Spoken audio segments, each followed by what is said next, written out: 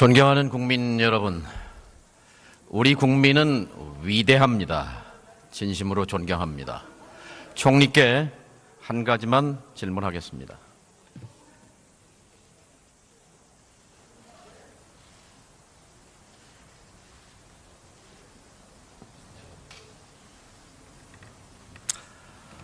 총리께서는 최순실 사건과 관련해서 알고 계신 것 한 가지만 말씀해 주십시오. 최순실 씨가 현재까지 짐작한 데는 여러 가지 호가호위를 하면서 적절치 못하고 불법적인 일들을 한 것으로 생각을 해서 정부에서는 그 점에 관해서 수사 등의 방법으로 진상을 밝히기 위한 노력을 하고 있습니다. 개성공단 폐쇄 논의 같은 문제까지 논의했다는 것에 대해서 어떻게 생각하십니까? 저는 그 부분에 관해서는 전혀 그렇지 않다고 생각을 합니다. 개성공단의 폐쇄는 정부 내에서 여러 유관 부처들이 오랫동안 협의를 해서 처리를 한 것이고, 그 과정에서 누가 최순실이든 누구든 민간 누가 관여했다는 이야기를 저는 전혀 듣지 못했고, 또 그렇게 될 수도 없는 구조라고 생각합니다. 총리는 진실을 알고 계시지 못합니다. 총리는 해임 통보를 누구로부터 들으셨습니까? 그 문제에 관해서는 제가 거듭 여러 번 지지난주 국회에서 제가 자리에 연연하지 않겠다는 말씀을 드렸고, 그에 필요한 소통들을 하고 있습니다. 대통령으로부터 직접 통보를 받으셨습니까? 통보를 받은 것이 아니고 제가 하여튼 여러 뜻을 전했고, 또 대통령과도 상의를 드렸습니다. 됐습니다. 일국의 총리 들어가십시오. 들어가셔도 좋습니다. 일국의 국무총리 해임을 문자로 통보한 나라는 대한민국이 유일입니다. 이건 비정상적인 나라입니다. 지난 4년 동안 대한민국에는 정상적인 권력이 존재하지 않았습니다. 두 가지만 말씀드리죠. 하나는요, 4년 동안 박 대통령은 기자회견을 한 번도 갖지 않았습니다. 아니다, 했다고 말하겠지만 그것은 기자회견이라고 할 수 없습니다. 기자회견은 국민을 대신해서 언론이 자유롭게 묻고 답하는 절차입니다. 지난 4년 동안 한 번도 국민과 소통하지 않았다는 것은 비정상입니다. 대통령의 국정 운영은 금력이나 강제력이 아니라 언력, 설득력을 통해서 국민 통합을 이루어 나가는 것입니다. 비정상입니다. 두 번째, 여기 계신 장관 18분을 포함해서 지난 4년 동안 어떤 장관도 대통령과 1대1로 독대한 사람이 없습니다. 여기 계신 분 중에 재직 중에 자신이 관장하고 있는 중요한 문제를 놓고 대통령과 1대1로 독대해서 토론하신 적이 있는 분 손 한번 들어보십시오. 예. 자, 심지어 대통령의 개인 참모인 정무수석, 외교안보수석까지 대통령을 독대한 적이 없다고 말합니다. 참 수수께끼입니다. 어떻게 이렇게 하고도 국정을 운영할 수 있을까? 이번에 최순실 사건을 보면서 의문이 풀렸습니다. 대통령 뒤에 비선 정부, 비밀 정부가 존재했던 셈입니다. 이렇게 비정상적인 국정 운영에도 불구하고 대한민국이 돌아갈 수 있었던 것은 전적으로 위대한 국민이 계셨기 때문입니다. 지금 국민 가슴속에 대통령은 존재하지 않습니다. 이솝 우화에 벌거벗은 임금님 얘기가 있습니다. 지금 박 대통령은 대통령이라는 비단 옷을 걸치고 있다고 스스로 믿고 있는지 모르지만 우리 국민은 진실을 꿰뚫어 보고 있습니다.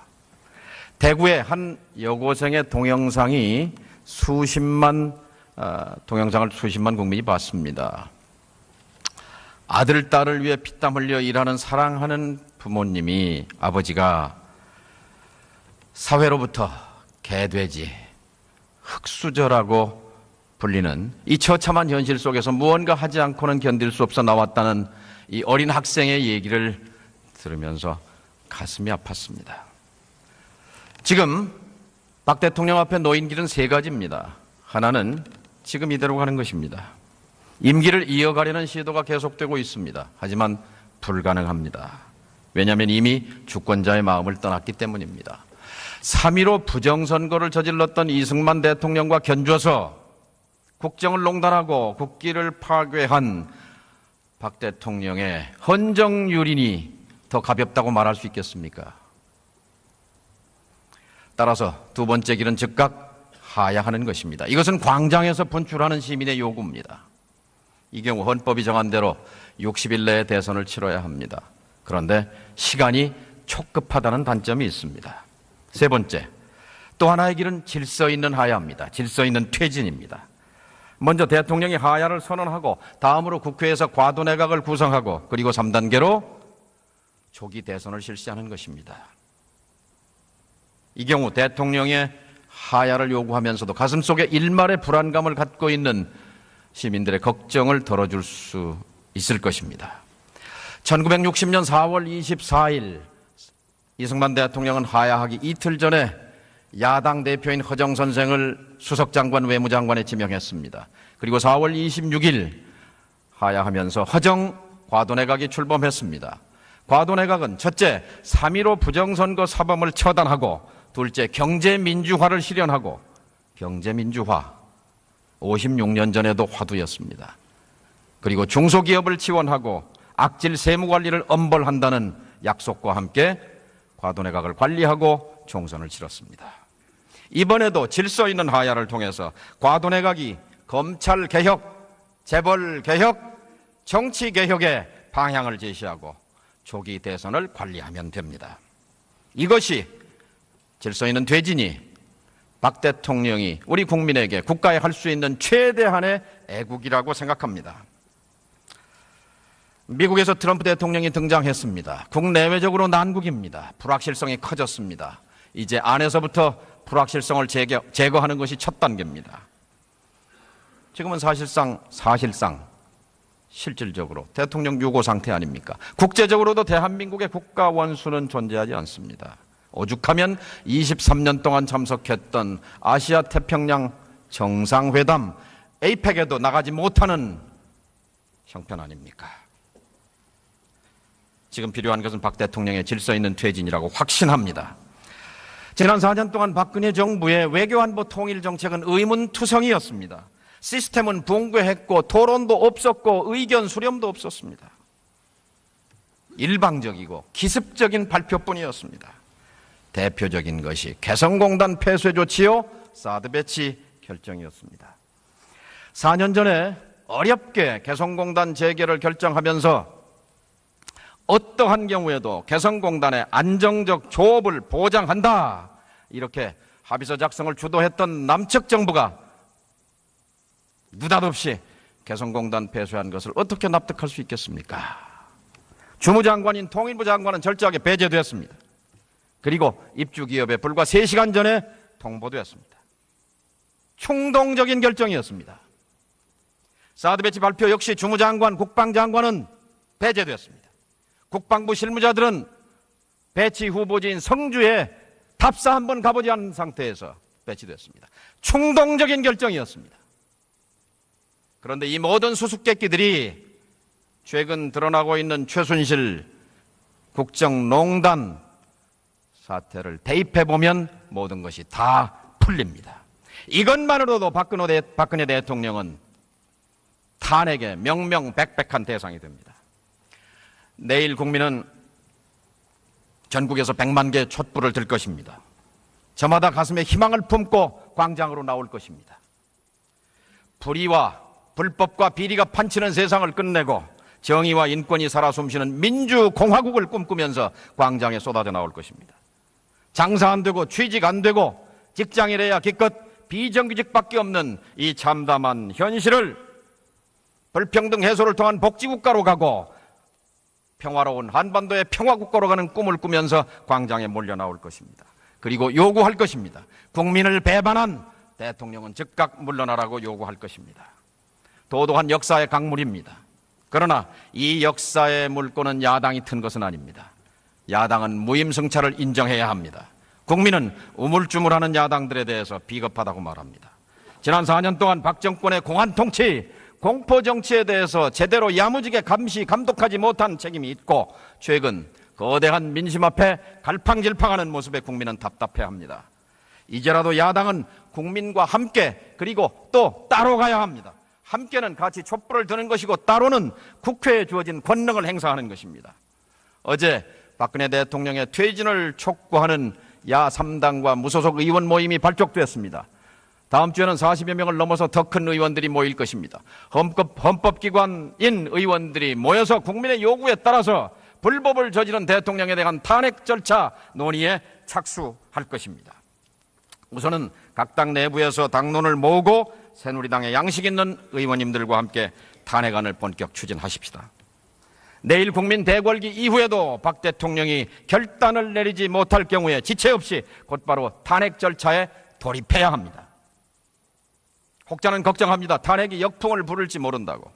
하지만 노무현 대통령의 탄핵은 국민 의사를 역행한 탄핵 폭거였지만, 박근혜 대통령에 대한 탄핵은 헌법을 유린한 권력자에 대한 당연한 절차일 뿐입니다.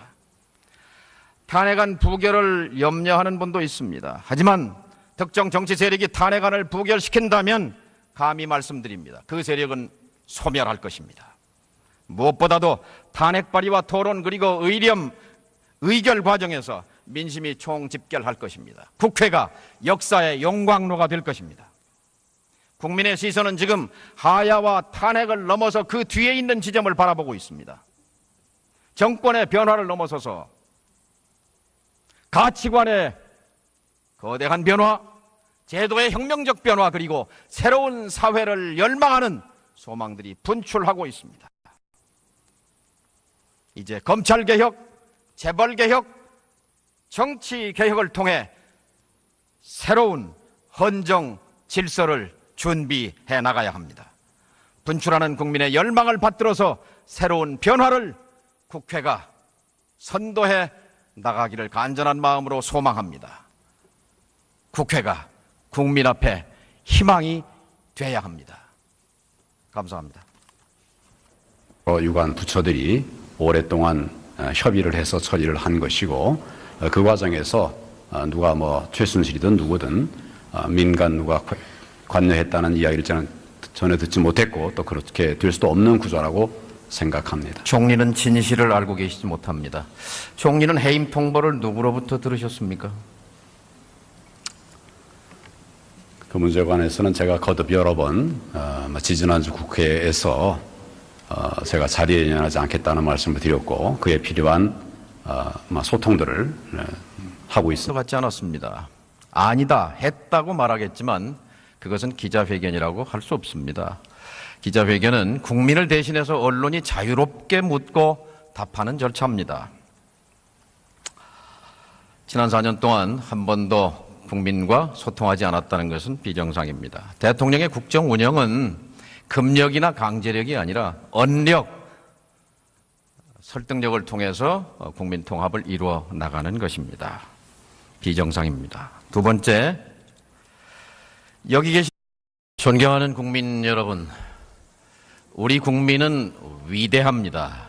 진심으로 존경합니다. 총리께 한 가지만 질문하겠습니다.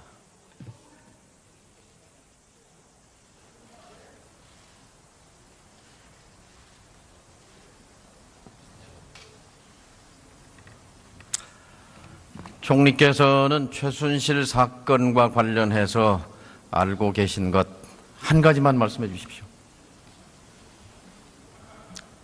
최순실 씨가 맞습니다. 대통령으로부터 직접 통보를 받으셨습니까? 통보를 받은 것이 아니고 제가 하여튼 여러 뜻을 전했고, 또 대통령과도 상의를 드렸습니다.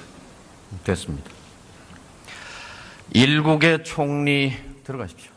들어가셔도 좋습니다. 일국의 국무총리 해임을 문자로 통보한 나라는 대한민국이 유일입니다. 이건 비정상적인 나라입니다. 지난 4년 동안 대한민국에는 정상적인 권력이 존재하지 않았습니다. 두 가지만 말씀드리지요. 하나는요, 4년 동안 박 대통령은 기자회견을 한 번 현재까지 짐작한데는 여러 가지 호가오해를 하면서 적절치 못하고 불법적인 일들을 한 것으로 생각을 해서 정부에서는 그 점에 관해서 수사 등의 방법으로 진상을 밝히기 위한 노력을 하고 있습니다. 개성공단 폐쇄 논의 같은 문제까지 논의했다는 것에 대해서 어떻게 생각하십니까?